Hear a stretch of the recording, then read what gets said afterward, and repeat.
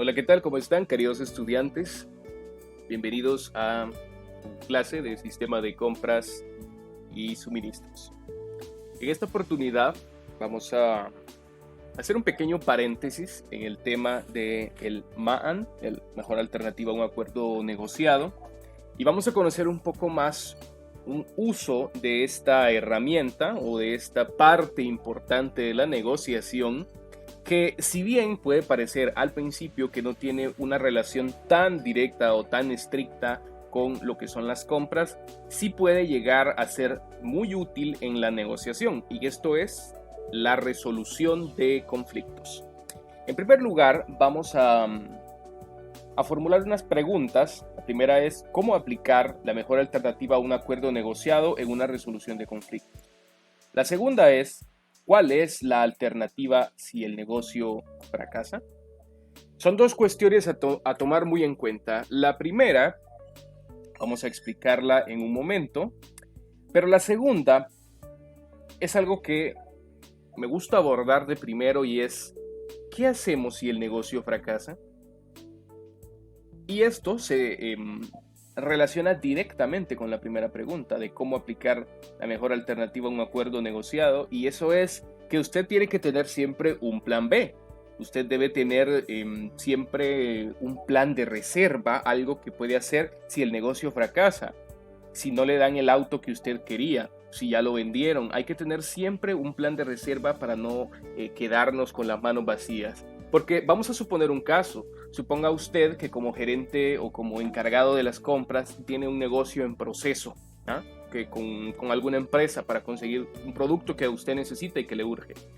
Usted tiene la obligación de buscar también ese producto por otro lado y ver otros precios y tenerlos allí por si acaso el primer negocio no funciona. Imaginen que se crea un conflicto, hay un conflicto por alguna cuestión. Recordemos que los conflictos pueden darse por cosas que al final de cuentas terminan siendo pues muy sencillas, pero generan un problema. Entonces, si el negocio fracasa y le dice a la empresa: no, nosotros no queremos trabajar con usted, usted debe tener una mejor alternativa a ese acuerdo que está negociando, para no quedarse sin producción. Porque si usted no consigue el producto que necesita y que le urge, va a tener que parar su empresa. Y recuerde que parar su empresa representa grandes pérdidas. Ahora bien, ya con esta introducción podemos hablar de lo que son los conflictos. Los conflictos suceden, las disputas suceden, como había indicado, por cosas que a lo mejor pues no se consideran tan importantes, pero luego pueden dar pie a malos entendidos, y estos malos entendidos hacen de que se pueda ir abajo una negociación. Cuando nosotros buscamos resolver una disputa o un problema, porque también se puede hacer con la negociación, hay algunos procesos que deben seguirse, además de la negociación común para terminar la disputa, ¿no? El diálogo. Pero más o menos, vamos a decir, los pasos o las formas de resolución de una negociación son las siguientes. Primero es la evitación. Esta es como la primera parte, y es darle la razón a la otra parte. Imagine que usted está en un negocio muy lucrativo y luego viene un conflicto. Usted sabe que, por ejemplo, si usted continúa peleando, eso va a afectar la negociación, porque es un conflicto, no sé, personal con el gerente o algo así. Entonces usted puede darle la razón a la otra persona, dejar atrás el orgullo y el ego y continuar con la negociación. En algunos casos funciona, no en todos. El segundo paso es negociar. Suponga que usted no puede dar la razón a la otra parte, entonces hay que buscar resolver la disputa, llegar a un acuerdo con el diálogo. Si esto no funciona entre las dos partes, usted y la contraparte, hay que buscar la mediación. La mediación es cuando se busca una tercera persona que sea el mediador en la disputa. Alguien que no esté ni de su lado ni del lado contrario. Alguien que simplemente venga y ponga las cosas en orden y le diga: mire, ¿usted qué visión tiene? ¿Usted qué opina de esto? Para tratar de conciliar a ambas partes. Pero el mediador no debe de estar del lado de ninguno. Luego viene el arbitraje.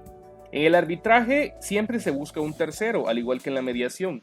La diferencia es que en la mediación el mediador simplemente va a ayudar para que las dos personas se pongan de acuerdo.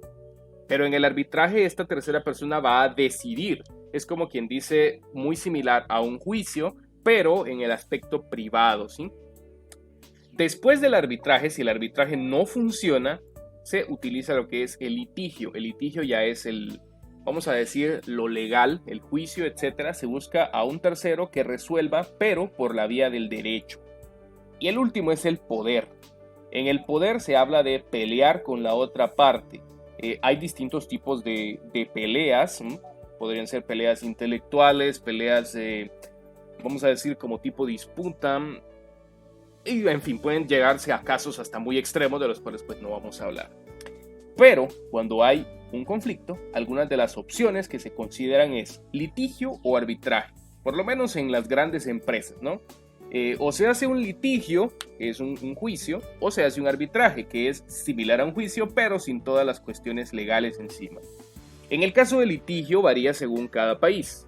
Por ejemplo, en los Estados Unidos de Norteamérica, los honorarios dependen del resultado del litigio. Usted, claro, necesita un abogado. Y esos honorarios que usted le va a pagar al abogado se llaman honorarios de contingencia. En Estados Unidos sucede algo así muy curioso, y es que, por ejemplo, si usted gana, usted como abogado, vamos a suponer, usted gana el juicio, a usted le toca un porcentaje. Y si usted pierde el juicio, pues obviamente usted no va a ganar mucho dinero. También otra cosa, que en algunos juicios o en algunos litigios, el que pierde paga el abogado del ganador. Por ejemplo, si yo tengo un litigio con ustedes y bueno, mi abogado más bien pierde mi litigio, yo no le voy a pagar a mi abogado porque perdió, pero yo tengo que pagarle al abogado de ustedes porque el abogado de ustedes logró ganar ese litigio. Pero eso, bueno, estoy explicando, sucede en los Estados Unidos. También existe lo que son llamadas acciones de clase. Las acciones de clase se usan en ciertos casos justificados. Una acción de clase es una acción conjunta, o vamos a decir, una demanda conjunta. Por ejemplo, usted no puede demandar a una compañía X porque le cobró $1 de más. Simplemente nadie va a querer llevarle ese caso.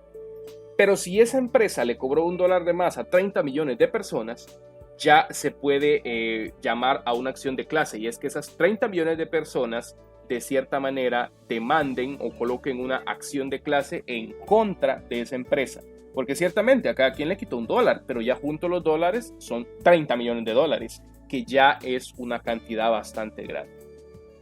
En ese país, por ejemplo en Estados Unidos, hay herramientas que usan los abogados para descubrir con qué cuenta la otra parte, para usarla en contra del acusado. Estas son información, conversaciones, un estilo de espionaje industrial.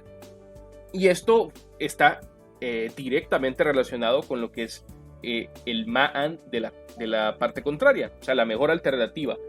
Para eso los abogados deben de investigar, deben ser investigadores para poder encontrar maneras de cómo ganar ese litigio.